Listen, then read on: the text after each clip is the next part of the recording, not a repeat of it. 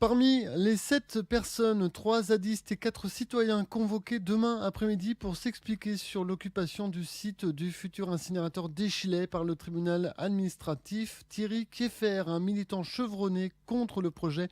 Il a en fait donné son nom à l'huissier venu constater la mise en place de la ZAD la semaine dernière. Le déplacement à Poitiers, ce père de famille rochefortais va le faire bien volontiers dans le cadre d'une citation référée à la demande du CIL qui porte le projet. Thierry Kieffer y voit une occasion de plus de s'exprimer en tant que citoyen. Pour moi, c'est très important face à un juge d'expliquer pourquoi on est là. Alors certes, on est des intrus sur un lieu industriel, il n'y a aucun souci là-dessus. Mais je crois qu'il faut aller plus sur le fond du problème et pas sur la forme. Les jeunes sont installés dans un endroit où ça gêne pas du tout. Le centre de compostage est à 50 mètres à vol d'oiseau, donc aucun problème avec le problème de gaz qui s'échappe et qui pourrait prendre feu, comme l'a dit Monsieur Barrault. On est séparés avec l'incinérateur par un petit bois qui aucunement ne gêne le fonctionnement de l'incinérateur et de l'entrée et de la sortie des camions. Les zadistes ont fait en sorte de ne pas empêcher le fonctionnement de ces deux sites. Donc non, c'est aucunement un problème d'urgence.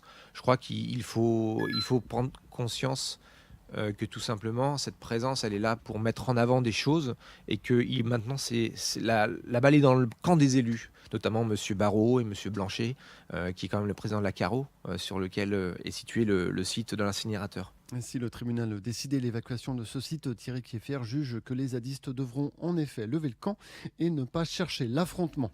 Et puis une nouvelle pierre dans le jardin de Vincent Barrault, le président du CIL qui porte le projet d'incinérateur à Échillais. Benoît Biteau, délégué régional et secrétaire national du PRG, donc de la même famille politique que Vincent Barrault, revient dans un communiqué sur l'installation de la ZAD avec ce titre sans équivoque, une résistance qui a du sens. L'élu référent pour Marennes-Oléron approuve et soutient l'action des zadistes qui ont installé leur campement depuis une semaine. Il s'inquiète pour les conséquences sur la qualité de l'air et de l'eau et prône un cercle vertueux faisant référence au développement durable, à la création d'emplois et à la dimension sociale. Pour Benoît Biteau, les jeunes ont compris l'ensemble de ces enjeux et viennent défendre l'intérêt supérieur des générations futures. Un argumentaire en totale contradiction avec Vincent Barrault, lui aussi radical.